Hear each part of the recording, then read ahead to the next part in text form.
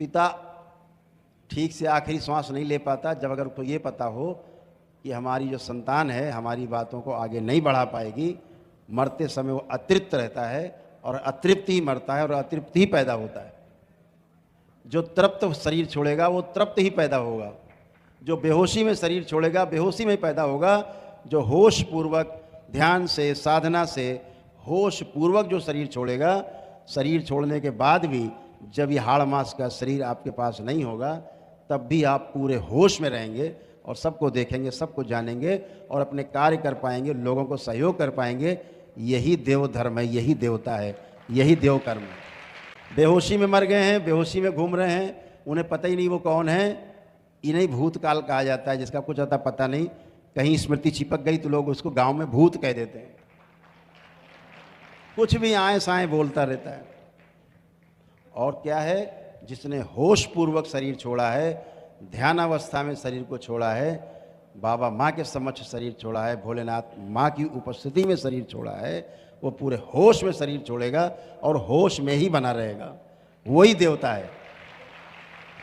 तो बेहोशी में काम करने वाले दैत्य और होश पूर्वक काम करने वाले देवता।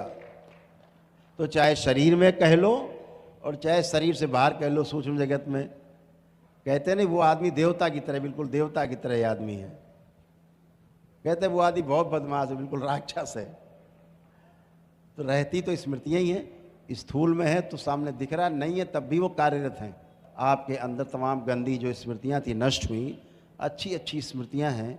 दरबार को लेकर के, अपने को लेकर के, परिवार को लेकर के, समाज को लेकर के, सबको लेकर के साथ चलने की इच्छा है, सबका शुभ करने की इच्छा है। इससे बड़ा कोई काम हो नहीं सकता कि स्वयं के शुभ से लेकर के और सर्व शुभ तक आप काम कर पाएँ, सबके शुभ के लिए काम कर पाएँ। यही लक्ष्य है मानव का सबसे बड़ा, स्वयं सुखी रखना अपने आप को, और दूसरा भी दुखी ना होने पाए, वह भी आपसे मिलकर के सुखी रहे, दोनों सुखी रहें आपस में एक दूसरे के साथ व्यवहार करके। यही मानव लक्ष्य है।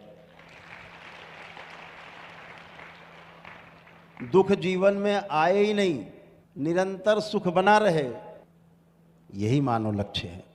तो मानव लक्ष्य है और जीवन का भी लक्ष्य है, दोनों अलग अलग लक्ष्य हैं। दोनों की प्राप्ति के लिए आप सभी प्रयासरत हैं। दरबार की ओर से बहुत बहुत शुभकामनाएं कि आप अपने लक्ष्य को प्राप्त हों।